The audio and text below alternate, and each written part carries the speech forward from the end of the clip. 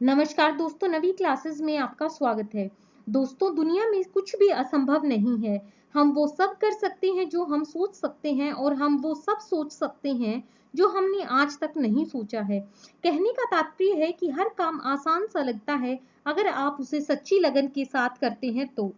English और science की videos के बाद हम आपके लिए लाए हैं स्टैटिक जीके के क्वेश्चंस जो कि हर एग्जाम के हिसाब से बहुत ही इंपॉर्टेंट क्वेश्चंस हैं।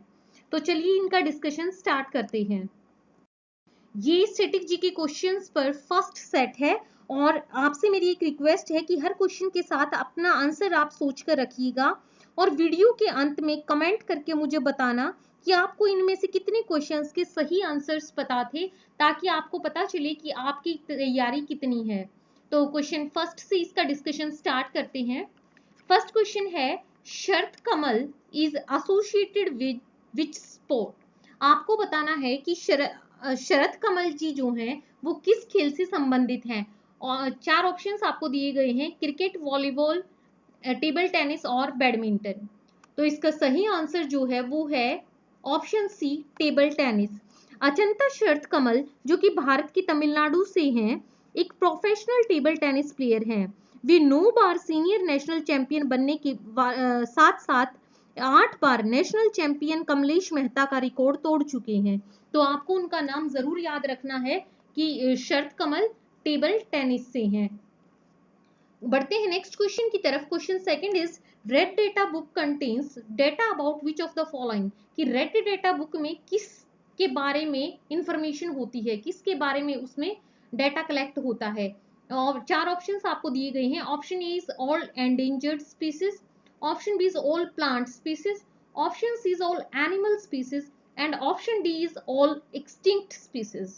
इसका करेक्ट आंसर जो है वो है आपका option A, all endangered species. कि जो भी प्रजातियां लुप्त होने वाली हैं, ध्यान रखिएगा, जो लुप्त होने वाली है मतलब कि जो खतरे में है, जो लुप्त हुई है वो नहीं, जो लुप्त होने वाली है उन स्पीसीज की जानकारी हमें रेड डेटा बुक में मिलती है। और रेड डेटा बुक जो है इसे IUCN, international union for conservation of nature, या फिर WCN आप कह सकते हैं, वर्ल्ड कंजर्वेशन यूनियन, इसे मेंटेन करती है। और रेड डेटा बुक जो है वो सबसे पहले 1948 में फाउंड हुई थी। तो मतलब तब से इसका प्रकाशन शुरू हुआ और इसमें सभी एंडेंजर्ड स्पीसीज के बारे में आपको जानकारी मिलेगी। बढ़ते हैं अगले क्वेश्चन की तरफ जो कि है question number 3। Name the Indian state which is inhabited bye Jaintia tribes. आपको बताना है कि जैंतिया जो ट्राइब है वो किस स्टेट में है, किस राज्य में है।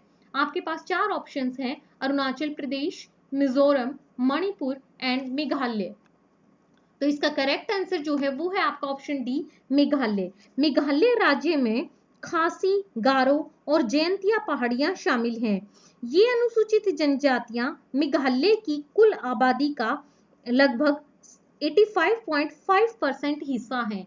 तो मतलब कि आपको याद रखना है कि जैंतिया ट्राइब्स जो हैं, या फिर आपसे पूछा जाए कि इनमें से जो भी जो अनुसूचित जनजातियां जो हैं वो सबसे ज्यादा कहाँ, मेघालय में पाई जाती हैं, जो कि टोटल पॉपुलेशन का 85.5% पोर्शन है। बढ़ते हैं अगले क्वेश्चन की तरफ। Question number 4 is, which hill station is called the queen of Satpuras. आपको बताना है कि सतपुड़ा की रानी किसे कहा जाता है। Option A is Pachmarhi, option B is Nilgiri, option C is cardamom and option D is Shimla. तो इसका करेक्ट आंसर हो जाएगा वो है आपका ऑप्शन ए, पंचमढ़ी। पंचमढ़ी को सतपुड़ा की रानी के रूप में जाना जाता है। मध्य प्रदेश के होशंगाबाद जिले में सतपुड़ा रेंज की एक घाटी में 167 मीटर की ऊंचाई पर यह स्थित है। यह ब्रिटिश राज के बाद से एक छावनी, जो कि पंचमढ़ी छावनी का स्थान रहा है। तो पंचमढ़ी कहाँ है? पंचमढ़ी मध्य प्रदेश में है, मध्य प्रदेश का ये हिस्सा है और इसे क्वीन ऑफ सतपुड़ा, सतपुड़ा की रानी कहा जाता है। बढ़ते हैं क्वेश्चन नंबर 5 की तरफ। Teach text is a text editor in which of the following operating systems. आपको बताना है कि जो टीच टेक्स्ट एप्लीकेशन है ये किस ऑपरेटिंग सिस्टम में टेक्स्ट एडिटर का काम करती है। ऑप्शन ए आपके पास है Mozilla Firefox, option B is Windows, option C is Macintosh and option D is Google Chrome. देखिए, अगर आप थोड़ा सा ध्यान से इस क्वेश्चन को देखेंगे तो इसमें से ऑपरेटिंग सिस्टम्स जो है वो तो केवल ऑप्शन बी और सी है।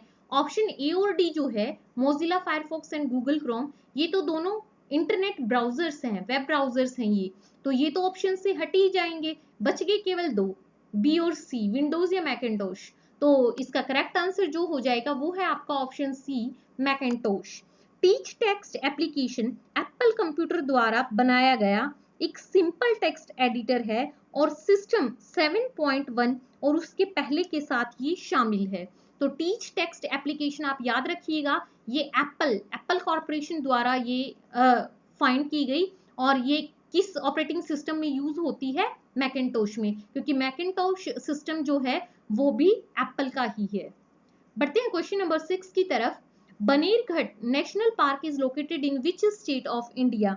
आपको बताना है कि बनेरघट नेशनल पार्क जो है वो भारत के किस राज्य में स्थित है। ऑप्शन ए आपको दिया गया है Tamil Nadu, B is Karnataka, C is Andhra Pradesh and option D is Uttar Pradesh. तो इसका करेक्ट आंसर जो है वो है आपका ऑप्शन बी, कर्नाटक। कर्नाटक में बनेरघट नेशनल पार्क है, या बनेरघट बायोस्फीयर रिजर्व कह सकते हो इसे।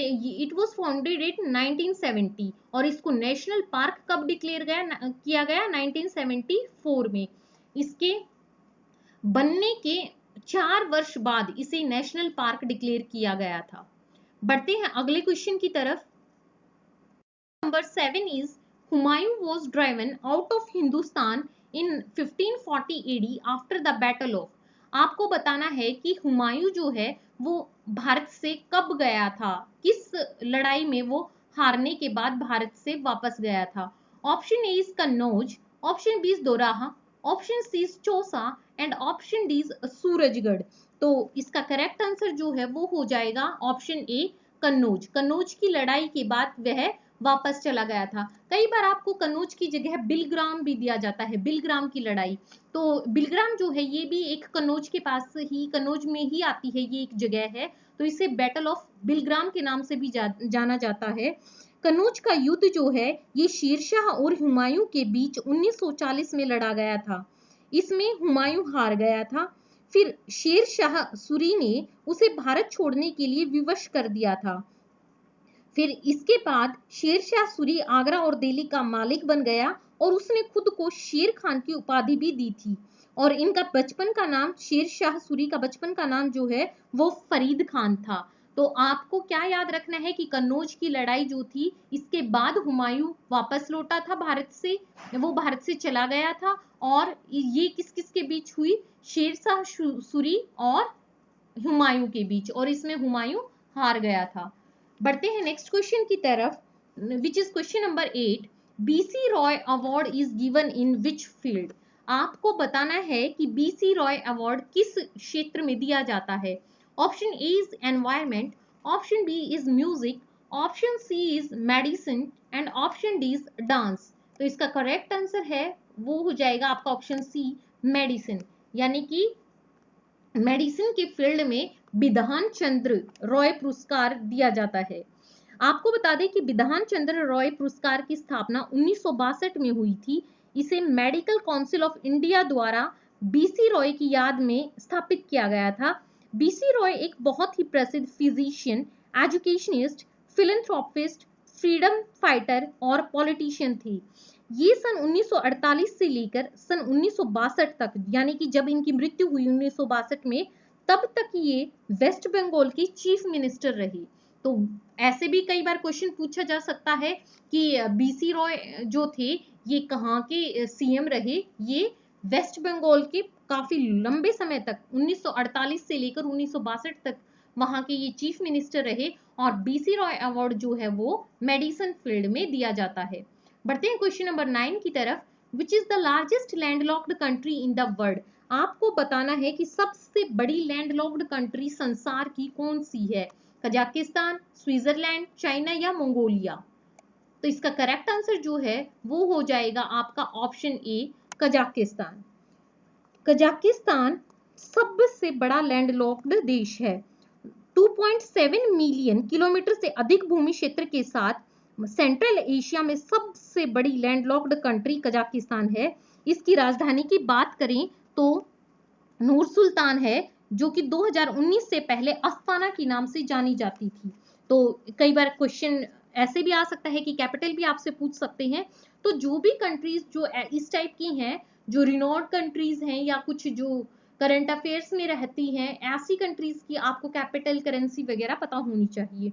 तो इसकी कैपिटल क्या है? नूर सुल्तान, जो कि पहले क्या थी?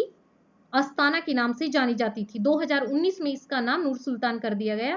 पूरे विश्व की बात की जाए तो पूरे विश्व में कुल मिलाकर 44 लैंड लॉक्ड कंट्रीज हैं। तो ये भी आपको याद रखना है कि टोटल मिलाकर कितनी है?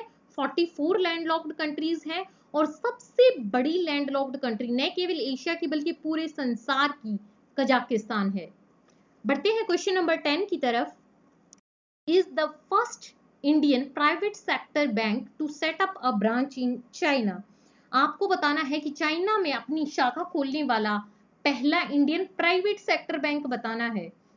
ऑप्शन ए आपके पास है ICI bank, option B is HDFC bank, option C is Axis bank and option D is Syndicate bank. तो करेक्ट आंसर जो है इसका वो हो जाएगा आपका option C, Axis bank. Axis bank private sector bank में एक्सिस बैंक चाइना की शंघाई शहर में अपनी शाखा खोलने वाला पहला इंडियन प्राइवेट सेक्टर बैंक बना है। और अगर आपसे वैसे बात की जाए तो इन कॉमन जो पब्लिक सेक्टर बैंक जो पहला खुला था वो था एसबीआई। एसबीआई की ब्रांच जो है वो काफी पहले से चाइना में है। और लेकिन अगर प्राइवेट सेक्टर की बात की जाए तो प्राइवेट सेक्टर बैंक जो पहला है वो है एक्सिस बैंक, जिसने अपनी ब्रांच चाइना में खोली है, चाइना के शंघाई शहर में। चलते हैं क्वेश्चन नंबर 11 की तरफ। वेयर इज सलार जंग म्यूजियम लोकेटेड। आपको बताना है कि सलार जंग संग्रहालय कहाँ स्थित है। Option A is Indore, option B is Hyderabad, option C is Jaipur and option D is Shimla. तो इसका करेक्ट आंसर हो जाएगा ऑप्शन बी, हैदराबाद। हैदराबाद में सालार जंग संग्रहालय, जो कि एक कला संग्रहालय है, ये स्थित है। तेलंगाना शहर में ये मूसी नदी के दक्षिणी तट पर दारुल शिफा में, दारुल शिफा जगह का नाम है, वहां पर ये स्थित है। And you must also remember that it is one of the most important museum as it is among the 3 national museums of India। तो इसका नाम आप याद रखिएगा। सलार जंग म्यूजियम जो है ये हैदराबाद में है और मूसी नदी के किनारे ये स्थित है। बढ़ते हैं नेक्स्ट क्वेश्चन की तरफ, which is question number 12। Which country has the largest rail network in the world. सबसे बड़ा रेल नेटवर्क किस देश का है। Option A India, option B is Russia, option C is China and option D is USA. तो correct answer इसका है option D, USA. USA का जो रेलवे नेटवर्क है वो सबसे बड़ा है और यूएसए के बाद बारी आती है सेकंड नंबर पर चाइना और देन इंडिया। तो आपको सबसे लार्जेस्ट याद रखना है कि यूएसए है और आपको ये याद रखना है कि इंडिया की पोजीशन कौन सी है अगर लार्जेस्ट रेलवे नेटवर्क्स के हिसाब से देखे जाएं तो वो है थर्ड। बढ़ते हैं क्वेश्चन नंबर 13 की तरफ। Question number 13 is Dudhwa national park is situated in. आपको बताना है कि दुधवा नेशनल पार्क जो है ये कहाँ स्थित है। Option A Uttar Pradesh, option B is Andhra Pradesh, option C is Madhya Pradesh and option D is Bihar. तो इसका करेक्ट आंसर हो जाएगा वो है आपका ऑप्शन ए, उत्तर प्रदेश। दुधवा राष्ट्रीय उद्यान भारत के उत्तरी उत्तर प्रदेश के दलदली घास के मैदानों के तराई बेल्ट में एक राष्ट्रीय उद्यान है। यह खीरी और लखीमपुर जिलों में दुधवा टाइगर रिजर्व का एक हिस्सा है। तो आप याद रखना कि दुधवा नेशनल पार्क कहाँ है, उत्तर प्रदेश में है और ये जो तेराई बेल्ट है उसमें ये स्थित है। Let's go to the question number 14। Which bank launched social pay for NRIs. कि कौन सा ऐसा बैंक है जिसने सोशल पे नाम की सेवा लॉन्च की एनआरआईज के लिए। Option A is Axis bank, B is Doha bank, C is ICI bank and D is HDFC bank. The correct answer is ICICI bank. ICICI bank ने social pay नाम से ये सेवा लॉन्च की। फिलहाल ये सेवा मनी टू इंडिया नाम की बैंक ऐप पर मिली है। इस ऐप के जरिए एनआरआई अपने दोस्तों या फिर अपने रिश्तेदारों को सीधे पैसे भेज सकते हैं। तो आपको ये मनी टू इंडिया नाम का बैंक ऐप भी याद रखना है, क्योंकि वहां पर ही ये सर्विस प्रोवाइड की जा रही है अभी। बढ़ते हैं क्वेश्चन नंबर 15 की तरफ। विच of the following places is a famous sky resort. आपको बताना है कि इन जगहों में से कौन सी जगह है जो एक बहुत ही प्रसिद्ध स्काई रिजॉर्ट है। Option A is Panchgani, option B is Dharamshala, option C is Gulmarg and option D is Panchmarhi. तो इसका करेक्ट आंसर जो है वो है ऑप्शन सी गुलमार्ग। गुलमार्ग जो है स्काइंग के लिए ये बहुत ही एक फेमस जगह है और ये भारत के जम्मू कश्मीर राज्य में स्थित है। Question number 16 is which of the following countries do not impose income tax. आपको बताना है कि इनमें से कौन सा ऐसा देश है जो आय कर नहीं लगाता है। Option A is Nepal, option B is Burma, C is Singapore and D is Kuwait. The correct answer is option D Kuwait. कुछ देश हैं जैसे कि Saudi Arabia, Kuwait, UAE, Bahrain, Oman, Qatar, Monaco, Bermuda, Bahamas इत्यादि, ये कुछ ऐसे देश हैं जो इनकम टैक्स नहीं लगाते हैं। कारण ये है कि ये जो देश हैं ये बहुत ही रिच कंट्रीज हैं और इनका बाकी सोर्सेज से इनकम इनकी बहुत ज्यादा होती है। तो ये अपने जो सिटीजन्स हैं इनके उनका इनकम टैक्स ये माफ कर देते हैं, उन पर इनकम टैक्स नहीं लगाते हैं। लेकिन जैसे प्रॉपर्टी टैक्स वगैरह दूसरे टैक्स तो यहाँ कंट्री टू कंट्री डिपेंड करता है, ये लगाते हैं। बढ़ते हैं क्वेश्चन नंबर 17 की तरफ। Where is Lakh Bahoshi sanctuary located in India. आपको बताना है कि लाख बहोशी अभयारण्य कहाँ पर स्थित है। Option A Jharkhand, option B is Madhya Pradesh, option C is Odisha and option D is Uttar Pradesh. The correct answer is option D Uttar Pradesh. Lakh Bahoshi अभयारण्य यानी कि लाख बहोशी सेंचुरी जो है एक पक्षी सेंचुरी है ये, जो यूपी के कन्नौज जिले के लाख और बहोशी गांव के पास 2 झीलों में फैला हुआ है। यह 3 वर्ग किलोमीटर में फैला है और नवंबर से मार्च तक विभिन्न प्रवासी पक्षियों का ये घर है। यहाँ पर jackal, blue bull, mongoose, fishing cat और बंदर भी देखे जा सकते हैं। यहाँ घूमने का सबसे अच्छा समय जो है वो दिसंबर से फरवरी है। बढ़ते हैं अगले क्वेश्चन की तरफ। क्वेश्चन नंबर 18 है who is the secretary general of UN. आपको बताना है कि यूनाइटेड नेशंस का सेक्रेटरी जनरल कौन है। 4 ऑप्शंस आपको दिए गए हैं, कॉफी एनन, फिलिप कोवेर, बैन की moon and Antonio Guterres. Correct answer is option D Antonio Guterres. Antonio Guterres जो हैं ये अब करंट और 9th सेक्रेटरी जनरल हैं यूएन के, और इन्होंने 1 जनवरी 2017 को ये पदभार संभाला था। तो आपको याद रखना है कि जो ये हैं एंटोनियो जी, ये यूएन के 9वीं सेक्रेटरी जनरल हैं और वर्तमान में ये सेक्रेटरी जनरल का पदभार संभाल रहे हैं। इनसे पहले बैन की मून जो थे यहाँ के सेक्रेटरी जनरल थे, और अगर सबसे पहले सेक्रेटरी जनरल की बात की जाए तो वो ट्राइगवेल लाई थे। बैन की मून का नाम भी आप जरूर ध्यान रखिएगा क्योंकि ये पहले एशियाई थे जो यूएन के सेक्रेटरी जनरल बने थे। तो ये 8th सेक्रेटरी जनरल थे और ये एशिया से बिलोंग करते थे। बढ़ते हैं नेक्स्ट क्वेश्चन की तरफ। Question number 19 is which of the following organisation is not associated with UNO. आपको बताना है कि इनमें से कौन सी एसोसिएशन है, कौन सी ऑर्गेनाइजेशन है जो यूएनओ के साथ संबंधित नहीं है। 4 ऑप्शन आपको दिए गए हैं, एशियन, आईएलओ, डब्ल्यूएचओ या ये सारी। तो ऑप्शन जो आपका सही है वो है ऑप्शन ए, एशियन। एशियन के आपको फुल फॉर्म भी पता होनी चाहिए, वो होती है association of south east Asian Nations. Asians जो है इसकी स्थापना जो हुई थी इस संगठन की वो 8 अगस्त 1967 में बैंकॉक में हुई थी, और इसके हेडक्वार्टर्स जो हैं वो इंडोनेशिया के जकार्ता में है। तो एशियन जो है ये यूएनओ से संबंधित नहीं है। और बाकी बात करें कि ऑप्शन बी जो था आईएलओ, इंटरनेशनल लेबर ऑर्गेनाइजेशन जो है वो यूएनओ से संबंधित है और इसके हेडक्वार्टर कहाँ है, जिनेवा स्विट्जरलैंड में। डब्ल्यूएचओ वर्ल्ड हेल्थ ऑर्गेनाइजेशन जो है वो भी यूएनओ का पार्ट है और उसके भी हेडक्वार्टर्स जिनेवा में है। बढ़ते हैं नेक्स्ट क्वेश्चन की तरफ। Question number 20 is who is known as the pioneer of economic nationalism. आपको बताना है कि इनमें से किसको इकोनॉमिक नेशनलिज्म का पायनीर कहा जाता है। ऑप्शन ए आपके पास है G K Gokhale, option B is Madan Mohan Malviya, option C is Bipin Chandrapal and option D is R C Dutt. तो इसका करेक्ट आंसर जो है वो है आपका ऑप्शन डी, जो कि है आरसी दत्त, रमेश चंद्र दत्त।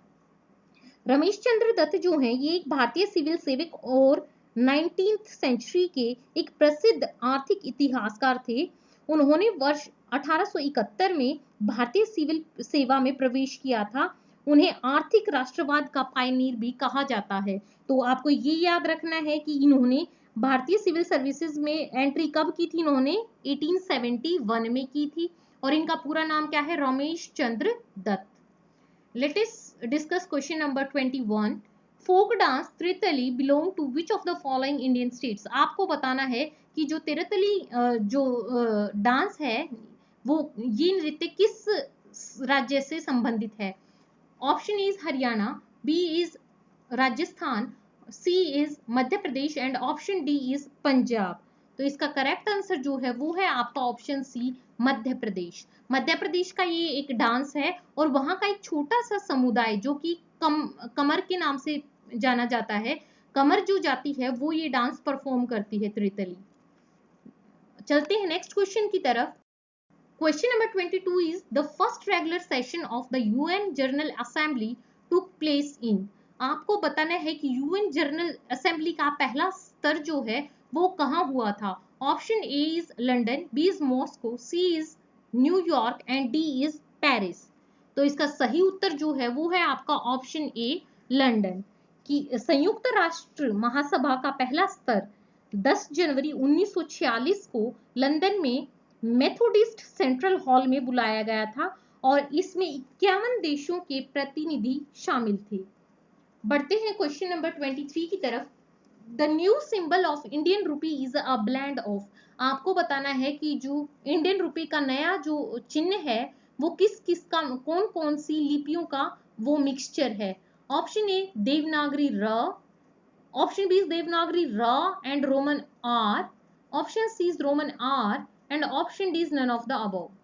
तो करेक्ट आंसर जो है वो है आपका ऑप्शन बी, वो देवनागरी के र और रोमन के आर का दोनों का वो मिक्सचर है जो कि नया सिंबल हम लिखते हैं रुपी का। और आपको इसके साथ एक इंपॉर्टेंट चीज और भी ध्यान रखनी है कि इंडियन रुपी सिंबल को किसने डिजाइन किया था, मिस्टर उदय कुमार जी ने। Mister Uday Kumar designed Indian rupee symbol. Let us discuss question number 24. Which among the following countries has rupee as its currency? आपको बताना है कि भारत की तो है ही, हमें पता है कि रुपी यहाँ की करेंसी है। यहाँ के अलावा इनमें से जो दिए गए हैं चार ऑप्शंस, रुपी किसकी करेंसी है। Option A Bhutan, option B Japan, option C Malaysia and option D Seychelles. तो करेक्ट आंसर जो है इसका वो है ऑप्शन डी, सेशेल्स। रुपी जो है वो India, Indonesia, Mauritius, Nepal, Pakistan, Seychelles, Sri Lanka, Maldives इत्यादि की करेंसी है। और कुछ और भी ऐसे थे देश जिनकी करेंसी रुपी थी लेकिन बाद में उन्होंने उसको कुछ और ट्रांसफॉर्म कर दिया, वहां की करेंसी अब चेंज हो गई है, लेकिन पहले काफी जगह पर रुपी जो थी वो उनकी करेंसी थी। तो आप मेन कंट्रीज याद रख लेना जो मैंने आपको इसमें एक्सप्लेनेशन सेक्शन में यहाँ पे मेंशन कर दी है कि आपसे पूछे तो ये ऑप्शंस भी वो डाल सकते हैं पेपर में। बढ़ते हैं नेक्स्ट क्वेश्चन की तरफ। Question number 25 is the term grand slam is associated with which of the following sports. Grand slam जो टर्म है वो किस खेल से संबंधित है। Option A lawn tennis, option B is cricket, option C is hockey and option D is football. Correct answer is option A lawn tennis. जो सबको पता है कि ग्रैंड स्लैम जो है वो टेनिस की एक महत्वपूर्ण टर्म है। ये ग्रैंड स्लैम टूर्नामेंट्स होती हैं जिन्हें हम मेजर्स भी कहते हैं, ये एनुअल टेनिस इवेंट्स हैं और ये बहुत ही इंपॉर्टेंट है टेनिस के फील्ड में। Question number 26 is what is responsible for giving colour to human skin.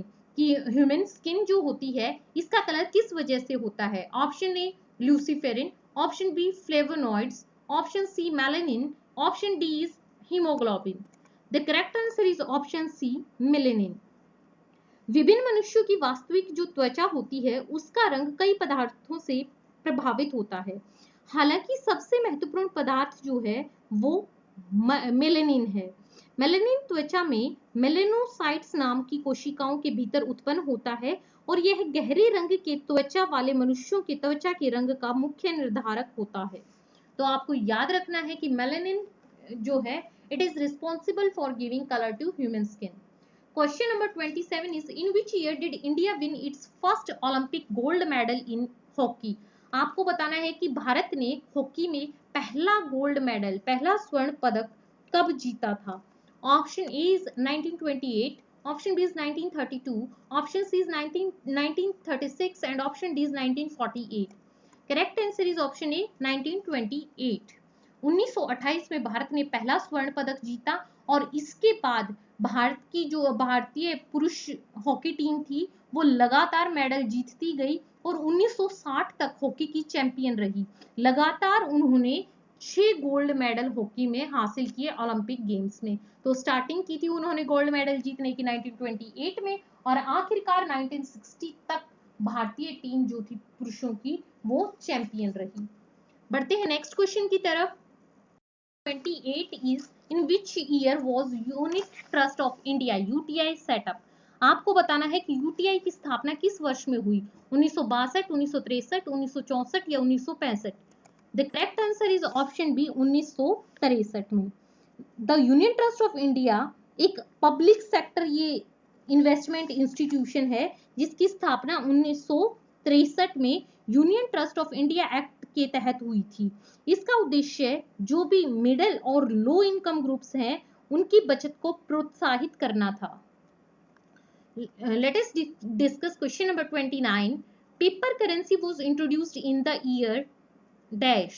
आपको बताना है कि भारत में पेपर करेंसी जो है वो किस वर्ष में इंट्रोड्यूस हुई। ऑप्शन ए 1861, बी 1870, सी 1865 या option D 1868। The correct answer is option ए 1861। 1861 में भारत में पेपर करेंसी इंट्रोड्यूस हुई थी। Question number 30 is who among the following was never a chief election commissioner to India? आपको बताना है कि जो नीचे 4 नाम दिए गए हैं उनमें से कौन व्यक्ति ऐसा है जो कभी भारत का चीफ इलेक्शन कमिश्नर नहीं रहा। Option A is R S Verma, option B is K Sundaram, option C is R K Trivedi, option D is T Swaminathan. The correct answer is option A R S Verma. R S Verma जो है इनको छोड़ के बाकी सब options जो थे सुंदरम, त्रिवेदी, स्वामीनाथन ये सब कभी ना कभी चीफ इलेक्शन कमिश्नर रही, लेकिन आर एस वर्मा का नाम चीफ इलेक्शन कमिश्नर्स में कभी नहीं आया। और इसके साथ आपको इससे रिलेटेड कुछ और जानकारी दे दें कि जो करंट हैं चीफ इलेक्शन कमिश्नर इंडिया के वो हैं सुनील अरोड़ा और ये 23rd चीफ इलेक्शनर कमिश्नर हैं। और अब तक के इतिहास में केवल एक ही फीमेल चीफ इलेक्शन कमिश्नर रही हैं जो हैं वीएस रमा देवी। तो वीएस रमा देवी का आपको याद रखना है कि only female chief election commissioner to India थी वो। और जो फर्स्ट चीफ इलेक्शन कमिश्नर थे वो कौन थे, श्री सुकुमार सेन। और एक और एडिशनल जानकारी मैं आपको दे दूं कि चीफ इलेक्शन कमिश्नर की जो करंट सैलरी है वो 2.5 लाख रुपए प्रति माह है। अब करंट में 2.5 लाख प्रति माह जो है वो चीफ इलेक्शन कमिश्नर की सैलरी है, जो कि सुनील अरोड़ा हैं अब चीफ इलेक्शन कमिश्नर। बढ़ते हैं नेक्स्ट क्वेश्चन की तरफ। Number 31 is who wrote the book the paradoxical prime minister. आपको बताना है कि द पैराडॉक्सिकल प्राइम मिनिस्टर यानी विरोधाभासी प्रधानमंत्री ये किताब किसने लिखी। Option A Ashok Gehlot, option B Manmohan Singh, option C Shashi Tharoor and option D Jyotiraditya Scindia. तो करेक्ट आंसर जो है वो है आपका ऑप्शन सी शशि थरूर।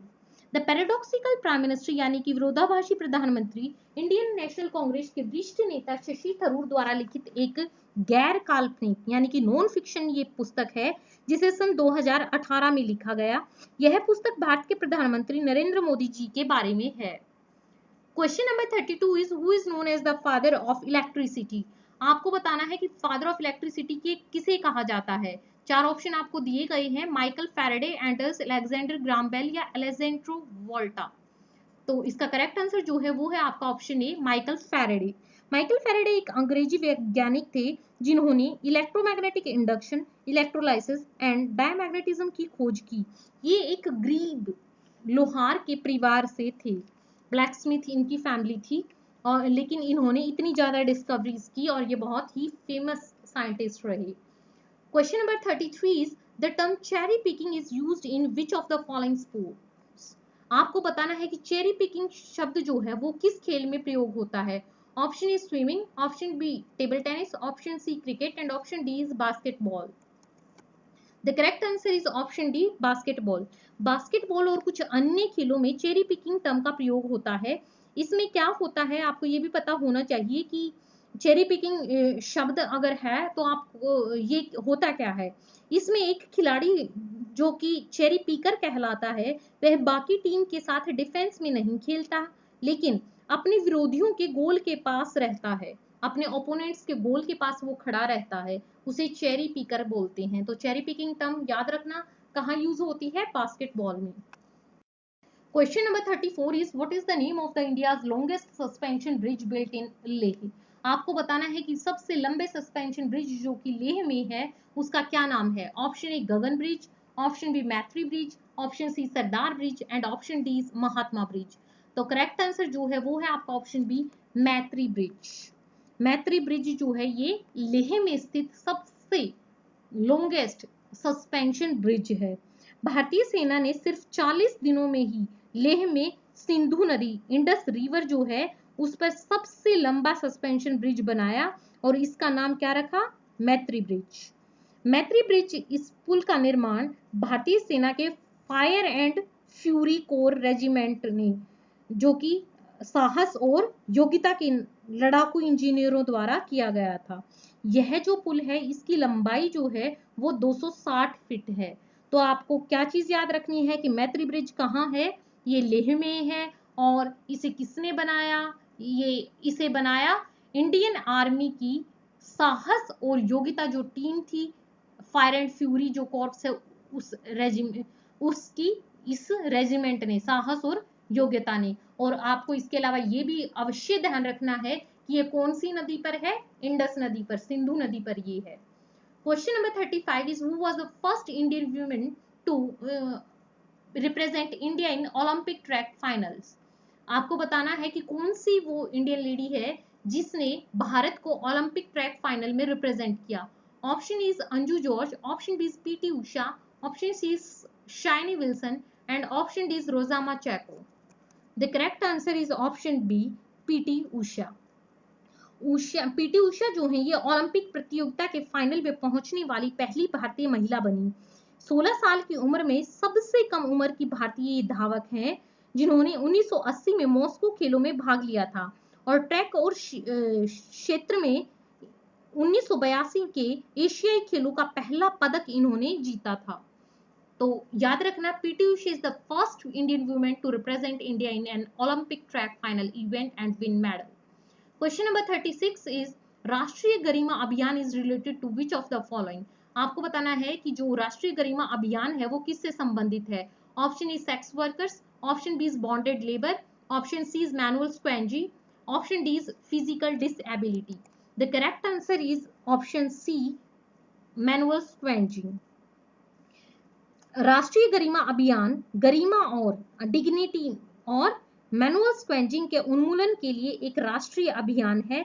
और आपको ये भी पता होना चाहिए कि ये स्कीम जो है ये किसने लॉन्च की थी, ministry of social justice and empowerment ने। तो यहां से भी ये क्वेश्चन बन सकता है कि which organisation launch the scheme of Rashtriya गरिमा अभियान। तो the answer will be ministry of social justice and empowerment. चलते हैं नेक्स्ट क्वेश्चन की तरफ। Question number 37 is first Asian games to place in which city. आपको बताना है कि पहले एशियन गेम्स जो हुए थे वो किस शहर में हुए थे। चार ऑप्शंस हैं आपके पास, टोक्यो, न्यू दिल्ली, जकार्ता या मनीला। तो सही आंसर जो है वो है आपका ऑप्शन बी, न्यू दिल्ली। न्यू दिल्ली में ये हुए थे। These were held in 1951। 1951 में पहले एशियन गेम न्यू दिल्ली में हुए और इसमें 11 देशों ने हिस्सा लिया था। Question number 38 is who had invented the magnetic card system for program storage. Magnetic card system की खोज किसने की? ऑप्शन ए आपके पास है Stan Frankel, option B is John Mauchly, option C is Victor Glushkov, option D is Pier Giorgio Perotto.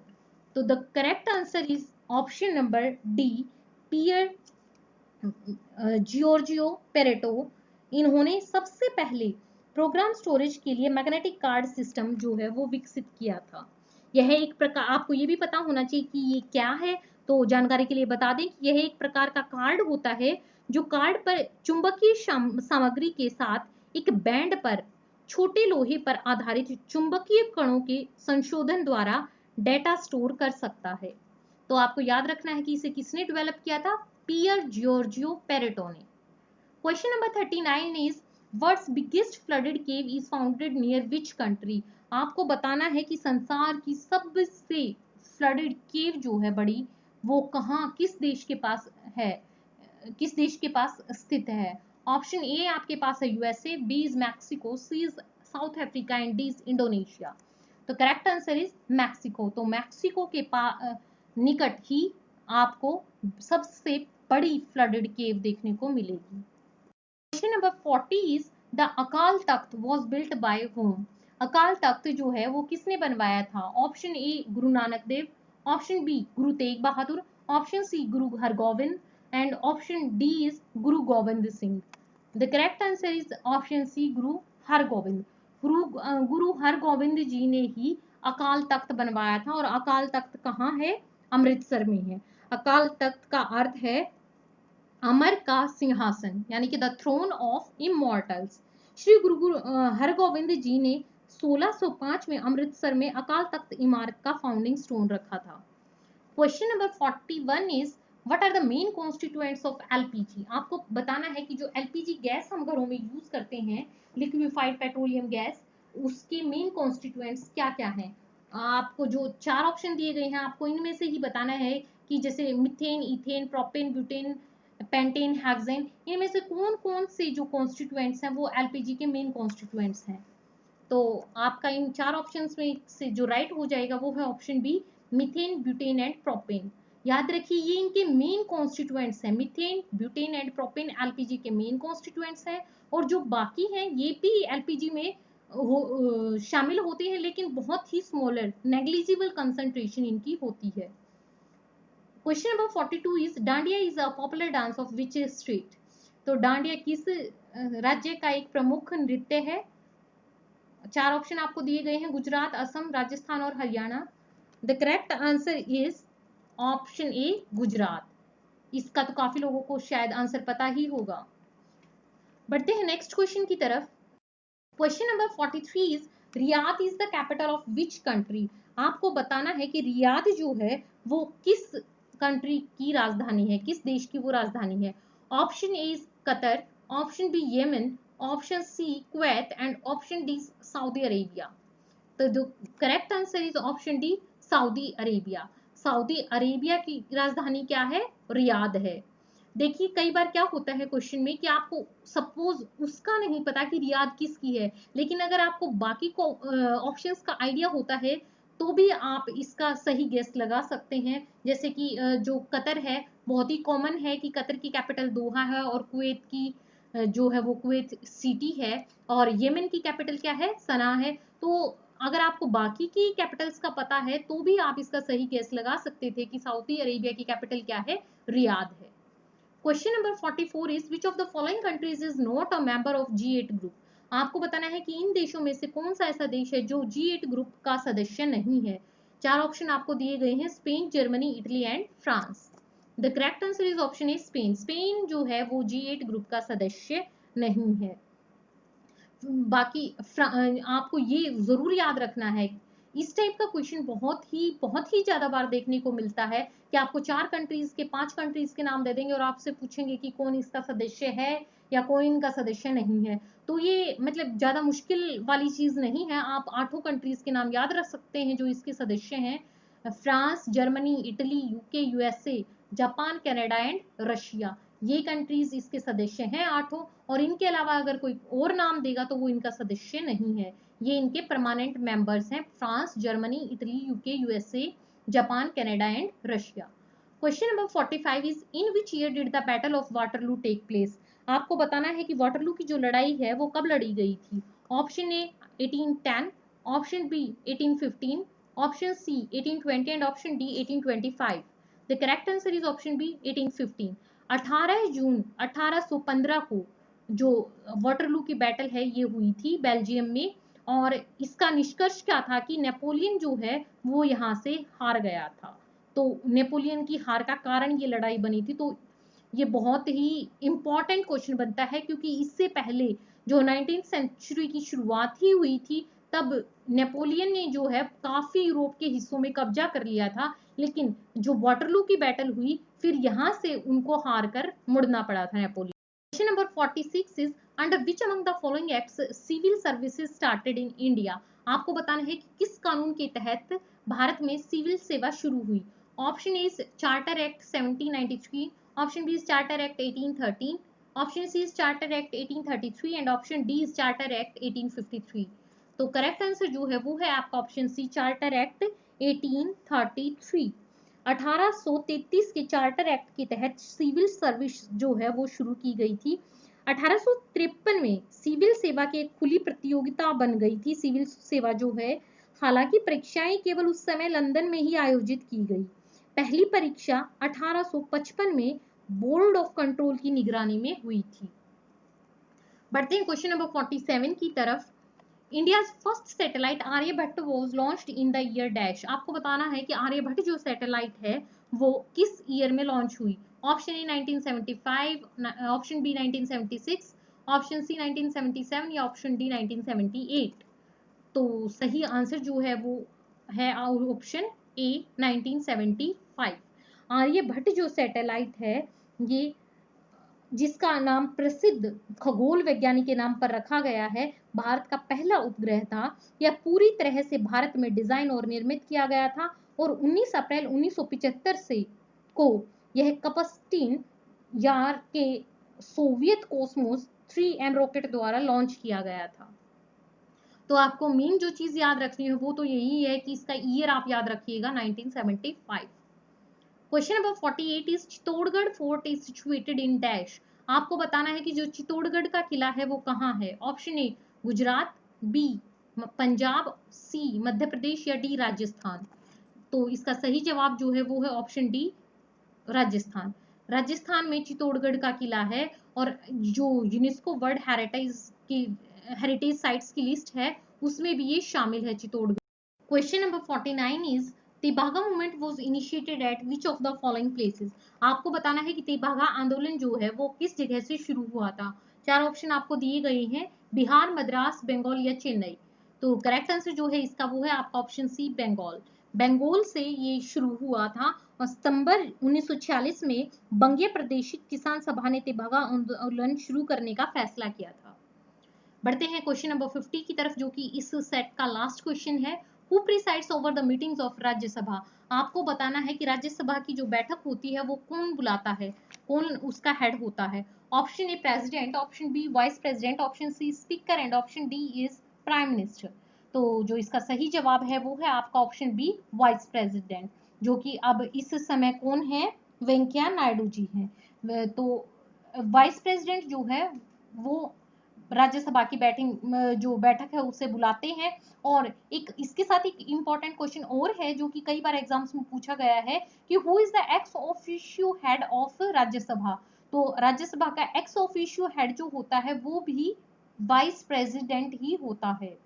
तो इसी के साथ ये आज का डिस्कशन यहीं खत्म होता है और होप सो कि आपको बहुत ही ये पसंद आया होगा। हमारे चैनल के साथ आप यूं ही जुड़े रहिए, हम आपके लिए ऐसी और भी वीडियोस आने वाले समय में लाते रहेंगे। वीडियो के अंत तक बने रहने के लिए आपका बहुत बहुत धन्यवाद। अगर आपको वीडियो अच्छी लगी है तो वीडियो को लाइक दीजिए, जितना ज़्यादा हो सके अपने फ्रेंड्स के साथ इसे शेयर कीजिए और अगर आप चैनल पर नए हैं तो चैनल को सब्सक्राइब ज़रूर कीजिए। धन्यवाद।